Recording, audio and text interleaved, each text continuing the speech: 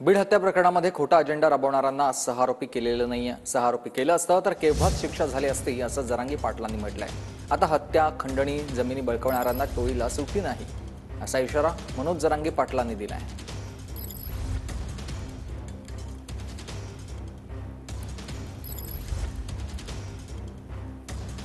जाऊ दे, आता हे थोडे राजकीय त्याच्यात हस्तक्षेप झाला, अजेंडा राबवला गेला म्हणून त्यांनी 6 आरोपी केले नाही तर याच्यातच 150 जण झाले असते।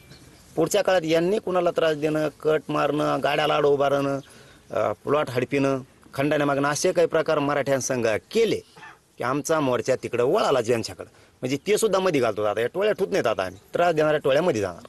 गुंड मंत्री वाचवायचा, गुंडाची टोळी वाचवायची। संतोष भैयाचं उघड्यावर पडलेलं कुटुंब, आज त्या लेकीला ना शाळेत जाता येते, ना त्या लेकराला कुठं हटता येते, ना त्या आईबापाला सोन्यासारखं लेकरू गेलं। सरकारचे प्रतिनिधींनी हे पद्धतशीरपणानं त्यांचे राजकीय गुंडमित्र वाचवले, टोळी पण वाचवली, हे लोकांच्या लक्षात 100% येत आहे। पण जाऊ द्या, बघूयात पुरवणी तपासात बी काही 6 आरोपी होतेत का, आशा ठेवून राहू। पण नाही झाले तर पुढच्या काळात त्रास देणारी टोळी अशीच